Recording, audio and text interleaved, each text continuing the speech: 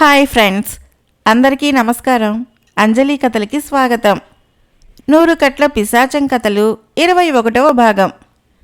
ఈరోజు కథ పేరు సన్యాసి ప్రేమ. ఒకానొకప్పుడు శంభవరంలో సాంబుడు అనే అనాథ ఉండేవాడు. 10 ఏళ్ల వయసులోనే సాంబుడి తల్లిదండ్రులు పడవ ప్రమాదంలో చనిపోయారు. దుఃఖం పట్టలేక తాను కూడా చనిపోవాలనుకున్నాడు. అప్పుడు ఒక సాధువు సాంబుణ్ణి వారించాడు. ఇంత చిన్న వయసులో జీవితం అంటే విరక్తి పుట్టడము నీ అదృష్టం. నాతోరా, నీకు సన్యాసం ఇచ్చి లోకానికి ఉపయోగపడేలా చేస్తాను అంటూ తనతో అడవికి తీసుకుని వెళ్ళాడు. సాంబుడు సన్యాసం పుచ్చుకొని ఆ సాధువు శిష్యరికంలో యోగ విద్యలు అభ్యసించాడు. తపస్సు చేసి అద్భుత శక్తులు సంపాదించాడు. సాంబుడికి 20 ఏళ్లు నిండగానే సాధువు వాడితో 10 ఏళ్ల పాటు విశ్రాంతి అన్నది ఎరగకుండా నిరంతర కృషి చేసి ఎన్నో సాధించావు. ఇక నీ జ్ఞానాన్ని ప్రపంచానికి పంచిపెట్టడానికి మనుషుల మధ్యకు వెళ్లాల్సిన సమయం వచ్చింది అన్నాడు. సాధువు చెప్పిన ప్రకారమే సాంబుడు మనుషుల మధ్యకు వెళ్ళాడు. ప్రజలకు నీతి బోధలు చేస్తూ తన అద్భుత శక్తులు ప్రదర్శించసాగాడు. ఇది చూసి చాలామంది సాంబుణ్ణి దేవుడని అనుకున్నారు. కానీ ప్రజలు తనని దేవుడిలా కొలవటము సాంబుడికి ఇష్టం లేదు.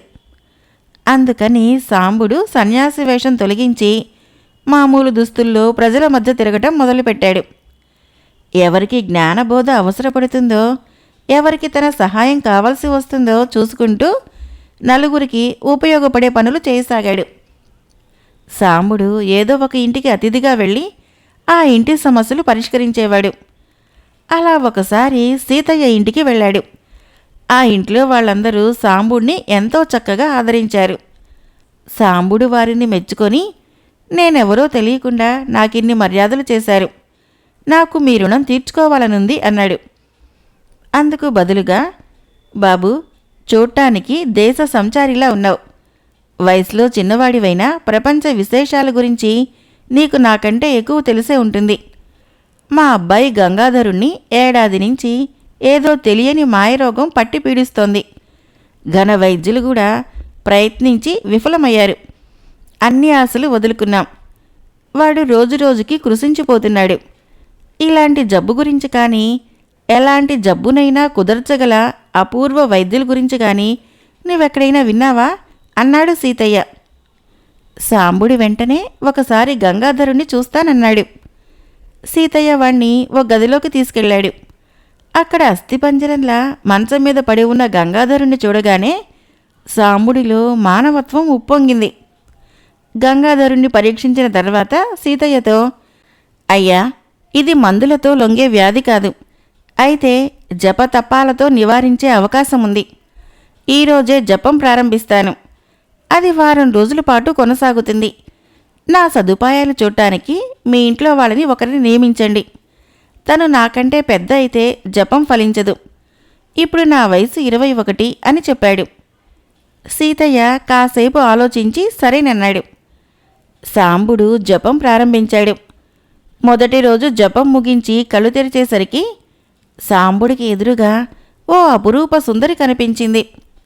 ఆమెను చూడగానే సాంబుడి మనసు చలించింది. వెంటనే, సుందరి, నువ్వెవరివి? చూడగానే సన్యాసినైన నా మనసులోనే ప్రేమ పుట్టుకుని వచ్చింది. నిన్ను నా దాన్ని చేసేందుకు ఏమైనా చెయ్యాలనుంది. నీ వివరాలు చెప్పు అన్నాడు. ఆమె తడబడి, ఇప్పుడీ మాటలేమిటి?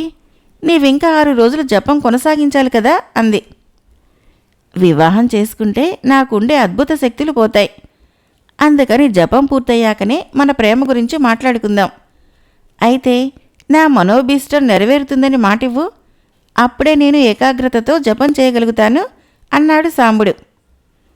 పరాయి స్త్రీని చూడగానే మనసు చెలించి మాట్లాడే నీకు అద్భుత శక్తులా? నాకు నమ్మకం కుదరటం లేదు. ముందు నీ జపం ఫలించని అప్పుడు చెబుతాను అంది ఆ యువతి. నీతో ఇలా మాట్లాడుతున్నానని నా సంస్కారాన్ని శంకించకు. నా తల్లిదండ్రుల్ని జీవితం కంటే ఎక్కువగా ప్రేమించాను. వాళ్ళు పోగానే జీవితం అంటే నిజమైన విరక్తి పుట్టి సన్యాసినయ్యాను. ఈరోజు నిన్ను చూడగానే మొదటిసారి నాకు వివాహేచ్ఛ కలిగింది. ఈ సన్యాసి ప్రేమ నిజమైనది. నీతో కొత్త జీవితం ప్రారంభించాలని తహతహలాడుతున్నాను, కాదనకు అన్నాడు సాంబుడు. నీ అద్భుత శక్తులు చూసినప్పుడే నాకు నీ గొప్పతనం మీద నమ్మకం కుదురుతుంది అని చెప్పింది ఆ యువతి. అయితే ఈ రోజుకు నీకేం కావాలో చెప్పు అన్నాడు సాంబుడు. 6 నెలల క్రితము మా ఇంట్లో దొంగతనం జరిగి మొత్తం వెండి బంగారము అంతా పోయింది. అది వెనక్కి తెప్పించగలవా అంది ఆ యువతి. నీ కోరికే న్యాయమైనదే, తీర్చడంలో తప్పులేదు. ఈ రాత్రికి పోయినవన్నీ తిరిగి యథాస్థానాలకు చేరుకుంటాయి అన్నాడు సాంబుడు. సాంబుడు తన్ను పెళ్లాడాలనుకుంటున్న విషయము ఒక్కటి దాచి మిగతాదంతా ఆమె సీతయ్యకు చెప్పింది. మర్నాడు తెల్లారేసరికి గతంలో పోయినవన్నీ యథాస్థానంలో కనబడేసరికి సీతయ్య ఆశ్చర్యపడి, ఈ మనిషి సామాన్యుడి కాదు, ఎవరో మహానుభావుడు, వెంటనే వెళ్ళి కాళ్ళ మీద పడాలి అన్నాడు. అప్పుడే కాదు, జపం పూర్తయ్యేదాకా మీరెవ్వరూ ఆ దరిదాపులకు రావద్దు అని వారించింది ఆ యువతి. మర్నాడు సాంబుడి జపం పూర్తయ్యాక 2 ఏళ్లుగా ఈ ఊళ్ళో వానలు లేవు, చెరువులు ఎండిపోయాయి, నూతులు ఎండిపోతున్నాయి. ఈ ఏడాది ఇంతవరకు వానలు లేవు. ఇప్పుడు వానలు పడకపోతే ఊళ్ళో పంటల సంగతి అటుంచి తాగటానికి కూడా నీళ్లుండవు. ఈ ఊరికి వచ్చిన నీటి సమస్యను మీరు పరిష్కరించగలరా అని అడిగింది ఆ యువతి. తప్పకుండా తీర్చగలను. తెల్లారేసరికల్లా ఊరి చెరువులన్నీ నిండిపోతాయి. ఈ రాత్రి నుంచి ఊళ్ళో వానలు మొదలవుతాయి. ప్రతిరోజు ఎవరికీ ఇబ్బంది కలిగించని సమయంలో ఏ ఒక్కరికి ఇబ్బంది లేకుండా పడతాయి వానలు అన్నాడు సాంబుడు. తర్వాత సాంబుడు చెప్పిన పద్ధతిలో ఆ రాత్రి నుంచి ఊళ్ళో వానలు మొదలయ్యాయి. అదేవిధంగా సాంబుడు రోజుకొక్కటి చొప్పున ఆ యువతి కోరికలను తీర్చుతూ వారం రోజులు జపం చేశాడు. జపం పూర్తయ్యేసరికి గంగాధరుడి జబ్బు తగ్గిపోయింది. పూర్తిగా మామూలు మనిషి అయ్యాడు. అప్పుడు సీతయ్య సాంబుడికి సాష్టాంగపడిపోయాడు. నువ్వు మామూలు మనిషివి కాదు, దేవుడివి. నువ్వు మా ఇంటికొచ్చి నన్ను ధన్యుణ్ణి చేశావు అన్నాడు. ఇంతకాలం దేవుణ్ణే కావచ్చు, కానీ ఇక మీదట నేను మామూలు మనిషిగా మారిపోతాను. ఇంతకాలము నా జపానికి తగిన సదుపాయాలు చూసిన ఆ యువతినిలా రప్పించండి అన్నాడు సాంబుడు. సాంబుడు నోటి మాట పూర్తి కాకుండానే ఆ యువతి గంగాధరుడితో అక్కడికి వచ్చి, మమ్మల్ని ఆశీర్వదించండి స్వామి అంటూ అతడి పాదాలకు నమస్కరించింది. సాంబుడు నివ్వెరపోయి చూస్తుంటే, ఆమె మాంగళ్యం నిలబెట్టిన మహానుభావులు మీరు, సందేహిస్తారేం, దీవించండి స్వామి అన్నాడు సీతయ్య. ఈమె మీ కోడలా అన్నాడు సాంబుడు. సీతయ్య అవునని తలాడించగానే సాంబుడు తన చేతుల్ని గాల్లోకి ఆడించాడు. అప్పుడు సీతయ్య కోడలు తప్ప మిగతా అందరూ అక్కడ శిలా విగ్రహాల నిలబడిపోయారు. సాంబుడు గుడ్లురిమి ఆ యువతి వంక చూసి, నువ్వు నాకు అబద్ధం చెప్పావు అన్నాడు. నేను అబద్ధం చెప్పలేదు, నిజం దాచాను అన్నది ఆమె. అబద్ధం చెప్పడమే కాదు, నిజం దాచడం కూడా తప్పే. అలా ఎందుకు చేశావు అన్నాడు సాంబుడు. ఆ యువతి ఏమాత్రమూ చెలించలేదు. అద్భుత శక్తులు ఉండి కూడా పరాయి స్త్రీ గురించిన నిజ వివరాలు తెలుసుకోకుండా, ఉచితానుచితాలు పాటించకుండా ప్రేమించడం మీ తప్పు.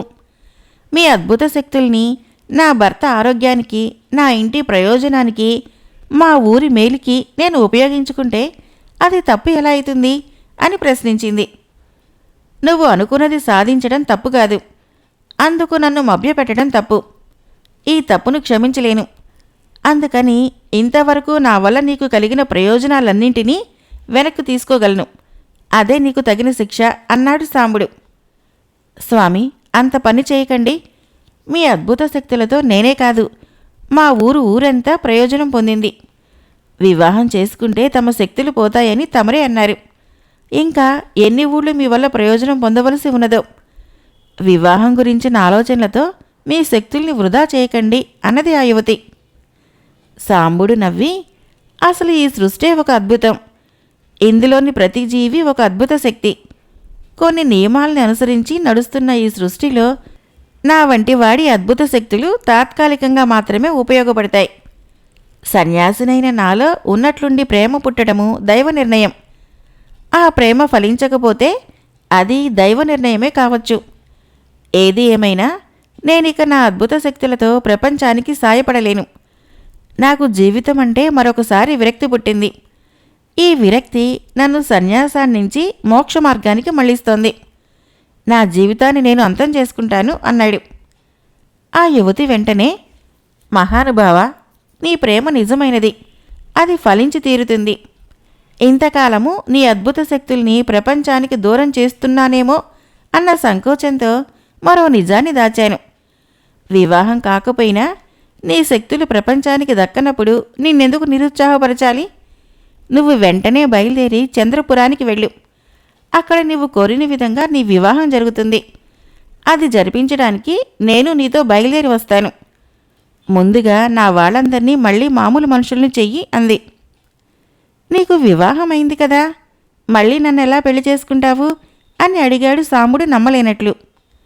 మీ అద్భుత శక్తిని ఉపయోగించి ఈ మాత్రం తెలుసుకోలేరా అన్నది ఆ యువతి నవ్వుతూ. నీకోసం ఏమైనా చేయగలనని అనుకున్నాను, కానీ ఇప్పుడు నీ మనసులో ఏముందో తెలుసుకోలేకపోతున్నాను. నా ప్రేమ నీ విషయంలో నన్ను పూర్తిగా శక్తిహీనుని చేస్తుంది అన్నాడు సాంబుడు. అలాగని సాంబుడు తన అద్భుత శక్తుల్ని మర్చిపోలేదు. శిలా విగ్రహాలుగా మారిన సీతయ్య దంపతుల్ని, గంగాధరుణ్ణి మామూలు మనుషుల్ని చేశాడు. తర్వాత వాళ్ళంతా కలిసి చంద్రపురం వెళ్ళారు. చంద్రపురంలో సాంబుడికి ఊహించని విశేషం జరిగింది.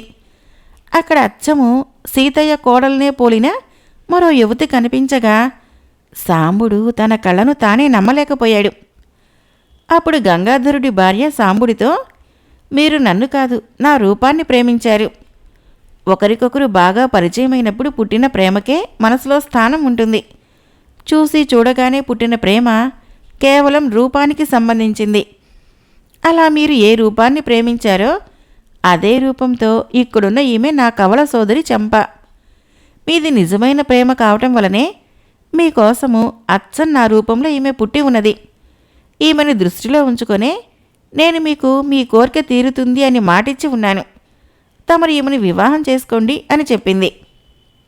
సాంబుడు వెంటనే ఆమెకు చేతులు జోడించి, అమ్మా, పరాయి స్త్రీవైన నీవు నాకు దేవతవి.